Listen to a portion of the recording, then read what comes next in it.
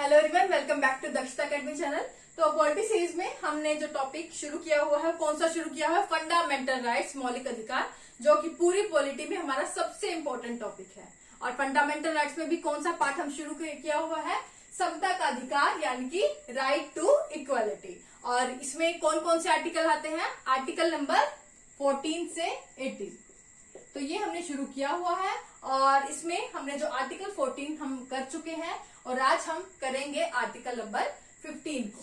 तो बहुत इंपॉर्टेंट है, एंड तक आप मेरे साथ बने रहिए, क्योंकि कोई भी इंपॉर्टेंट चीज इस आर्टिकल में आपकी छूटने नहीं चाहिए, पूरे टॉपिक में आपकी छूटने नहीं चाहिए। और वीडियो अगर अच्छी लगे तो प्लीज लाइक करें, शेयर करें, चैनल पर नए हैं तो सब्सक्राइब जरूर कर लें। और इसके साथ ही अगर आपको कोई भी डाउट हो तो वीडियो के बाद में आप मुझे नीचे कमेंट सेक्शन में पूछ सकते हैं। तो शुरू करते हैं आर्टिकल नंबर 15।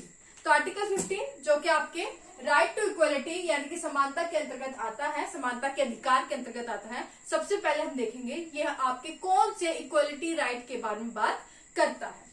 तो सबसे पहले एक पॉइंट नोट करें, आर्टिकल 14 किसके लिए था? हमने बात की थी कि सभी पर्सन के लिए था आर्टिकल 14, कि कोई भी व्यक्ति हो, वो आपका भारतीय नागरिक हो या ना हो, इंडियन सिटीजन हो या ना हो, सभी पर आर्टिकल नंबर 14 लागू होता था। लेकिन आर्टिकल नंबर 15 के साथ ऐसा नहीं है। ये सिर्फ और सिर्फ आपके इंडियन सिटीजन यानी कि भारतीय नागरिकों के ऊपर जो है लागू होगा।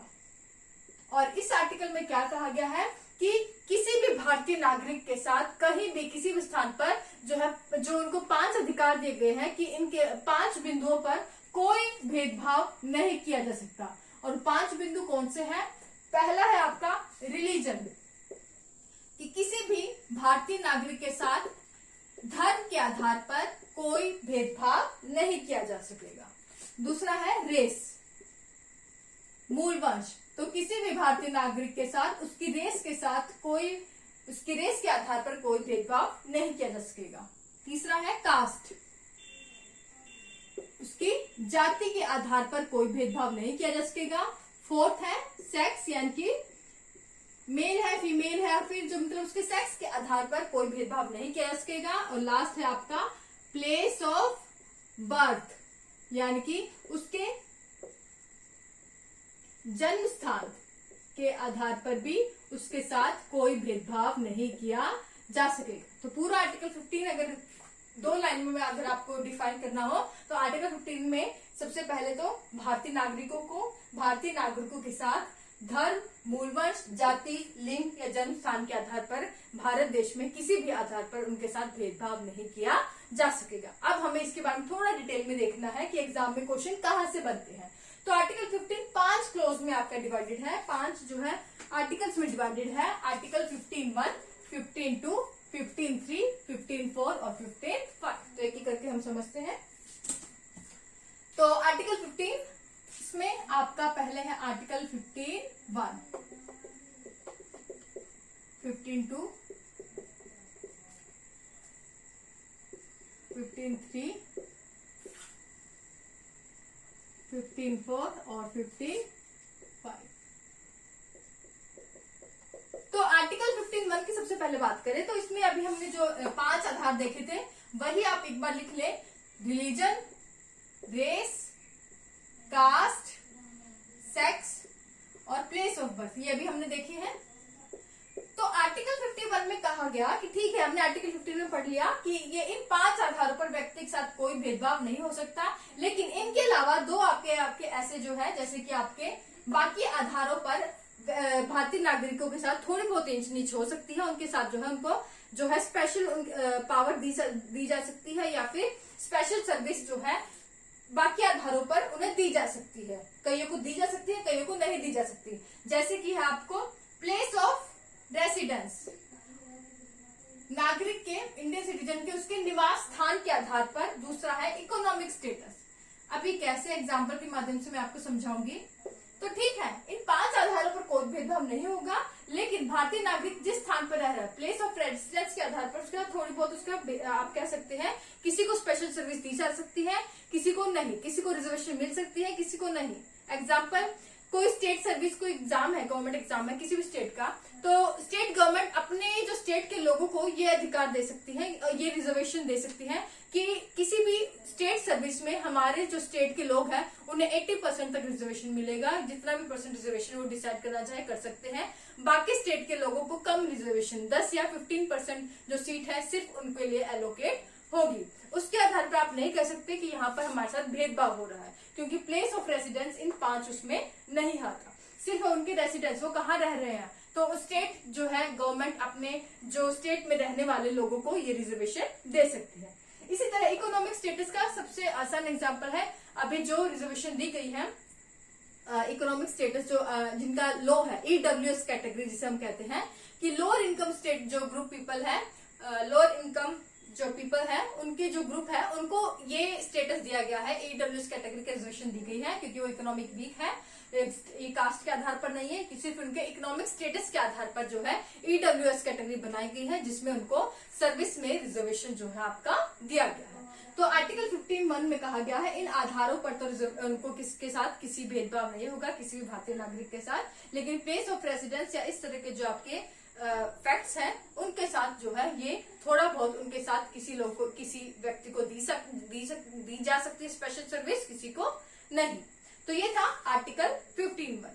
उसके बाद है आर्टिकल 15(2).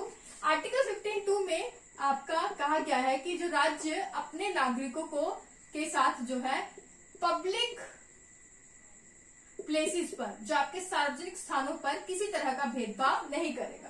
आपका किसी इन 5 आधारों पर तो भेदभाव होगा ही नहीं, इसके साथ ही नागरिक के साथ किसी पब्लिक प्लेस पर, किसी सार्वजनिक स्थान पर भी कोई भेदभाव नहीं हो सकेगा। जैसे कि आपके जो सार्वजनिक स्थान जैसे कि होटल्स है, रेस्टोरेंट है, पार्क है, आपके जो अगर कोई चीज यूज करनी है, जैसे कि आपके गांव में कुएं होते हैं, तो यहाँ पर क्योंकि सार्वजनिक स्थान है, जहाँ सार्वजनिक स्थान का मतलब पब्लिक प्लेस का मतलब जो सरकारी जमीन पर है, सरकार के द्वारा बनाए गए हैं, या फिर उन ऐसी चीजों में अगर सरकार का कुछ अंश दिया गया है, सरकारी जमीन पर अगर ऐसी कोई चीज है, तो वहां पर जो है आप किसी के साथ भेदभाव नहीं कर सकते, सभी उन पब्लिक प्लेसेस को यूज कर सकते हैं। एक्सेप्शन है आपके, जैसे कि गांव में कुएं होते हैं, कुएं में कई लोग अपने आप खुद बनवा लेते हैं अपने घरों में, कि अपनी जमीन पर खुद से कुआं बनवा लेते हैं, वहां पर आप नहीं कह सकते कि पब्लिक प्लेस है, क्योंकि उन्होंने ये अपना निजी मामला है उनका, अपने जो है अपनी निजी इनकम से वो जो है आपका कुआं बनवाया है, उनका पर्सनल वो कुआं है, तो वहां पर आप नहीं कह सकते कि सब लोग उन्हें इक्वली जो है यूज कर सकते हैं, क्योंकि वो आपका गवर्नमेंट की जमीन पर नहीं बना, ना गवर्नमेंट के द्वारा कुआं बनाया गया है, वो किसी व्यक्ति ने खुद के लिए अपनी जरूरत के लिए अपने घर में कुआं बनवाया है। तो ये चीजें आपको ध्यान रखनी है कि आर्टिकल 15(2) में राज्य जो है पब्लिक प्लेसेस पर जो है किसी के साथ कोई भेदभाव नहीं करेगा, सबके लिए इक्वल अपॉर्चुनिटी यहाँ पर मौजूद होंगी। अब आर्टिकल 15(3), 15(4) और 15(5) ये तीनों ही आर्टिकल जो है आर्टिकल 15(1) और 15(2) के एक्सेप्शंस है। कैसे? आर्टिकल 15(3) में बात करें तो आर्टिकल 15(3) आपको महिलाओं और बच्चों, वुमन और बच्चों को जो है स्पेशल सर्विस देता है। एक्सेप्शन होगी क्योंकि आप कहेंगे कि वुमन को यहाँ पर क्या है, सेक्स के आधार पर नहीं होगी। अब वुमन को रिजर्वेशन है पब्लिक प्लेसेस में, पब्लिक सर्विसेज में, जैसे कि दिल्ली मेट्रो में वुमेन के लिए स्पेशल जो एक कोच भी बनाया गया है, तो आप यहाँ पर भी कैसे उनको रिजर्वेशन दे रहे हैं, स्पेशल सर्विस दे रहे हैं। तो ये आपका 15(3) एक्सेप्शन है आर्टिकल 15(1), 15(2) का। तीनों ही आर्टिकल एक्सेप्शन है आर्टिकल 15(1) और 15(2) के। इसमें आप वुमन और चिल्ड्रन को जो है स्पेशल जो है सर्विस दे सकते हैं आर्टिकल 15(3) के तहत, जैसे कि महिलाओं को मैटरनिटी लीव भी दी जाती है। क्या? मैटरनिटी लीव भी दी जाती है गवर्नमेंट सर्विस में। तो ये आपको आर्टिकल 15(3) के तहत याद रखना है। आर्टिकल 15(4) आपका संविधान संशोधन के माध्यम से, कॉन्स्टिट्यूशन अमेंडमेंट के माध्यम से जोड़ा गया, और ये फर्स्ट कॉन्स्टिट्यूशन अमेंडमेंट था जो कि कब हुआ? 1951। इसमें कहा गया कि जो आपके जो वीक पीपल है, फाइनेंशियली जो लोअर वीकर सेक्शन है, जो पूरी अपनी मतलब सक्षम नहीं है, कमजोर लोग हैं, या फिर जो आपके स्पेशली वो लोग जो कि अनुसूचित जाति, अनुसूचित जनजाति हो, यानी स्पेशल कास्ट, जो आपकी शेड्यूल्ड कास्ट है, शेड्यूल्ड ट्राइब से जो बिलोंग करते हैं, स्पेशली उन लोगों के लिए जो है आप जो है स्पेशल सर्विस जो है आप उनको दे सकते हैं। स्पेशल सर्विस किसमें? शिक्षा और उनके जो सामाजिक सुधार के लिए उनको स्पेशल सर्विस दे सकते हैं। एजुकेशन एंड सोशल डेवलपमेंट के लिए उनको स्पेशल सर्विस दे सकते हैं। ये आपके फर्स्ट कॉन्स्टिट्यूशन अमेंडमेंट 1951 के माध्यम से कहा गया, जो कि आर्टिकल 15(4) में जोड़ दिया गया। और ये किस केस में कहा गया? चंप कम दोराई राजन मामले में कहा गया। ओके, तो ये भी आपका जो है आर्टिकल 15(1) और 15(2) का क्या हो गया, अपवाद हो गया, एक्सेप्शन हो गई। इसी तरह आर्टिकल 15(5) में कहा गया, ये आपका कौन से संविधान संशोधन के माध्यम से जोड़ा गया, ये आपका 93rd कॉन्स्टिट्यूशन अमेंडमेंट, जो कि कब हुआ, आपका 2005 में। इसमें कहा गया कि जो आपके वो स्कूल, जो उन स्कूलों को छोड़ के जो कि अल्पसंख्यक समुदाय के स्कूल है, अल्पसंख्यक समुदाय के स्कूल है, या फिर जो आपके माइनॉरिटी कम्युनिटी के स्कूल है, सिर्फ उन स्कूलों को छोड़कर बाकी स्कूल, फिर चाहे आपका जो है बाकी स्कूल कौन से, जो आपके सरकारी स्कूल है, या फिर जो सेमी गवर्नमेंट स्कूल है, या फिर ऐसे स्कूल जिसमें सरकार का कुछ अंश है, ऐसे स्कूलों में जो सरकार है वो कुछ स्पेशल प्रावधान कर सकती है आपके स्पेशल जो आपके वीकर सेक्शन है उनके लिए, जैसे कि आपके जो स्पेशली अनुसूचित जनजाति और अनुसूचित जाति, शेड्यूल्ड कास्ट और शेड्यूल्ड ट्राइब के जो बच्चे हैं उनके लिए स्पेशल रिजर्वेशन जो है ऐसे स्कूलों में रख सकती है। तो ये आपके आर्टिकल 15(5) में जो है आपके कहा गया, लेकिन ऐसा वो उन स्कूलों में नहीं कर सकती सरकार जो कि अल्पसंख्यक समुदाय के स्कूल है या माइनॉरिटी कम्युनिटी के स्कूल है। तो इस तरह से 15(3), 15(4) और 15(5) देखे एक्सेप्शंस हैं आर्टिकल 15(1) और 15(2) की। तो ये था आज का हमारा पूरा आर्टिकल 15, जिसमें हमने डिटेल में एक एक चीज समझी है। अगर 2 लाइनों में मुझे बताना हो आर्टिकल 15 में क्या है, तो मैं क्या बताऊंगी।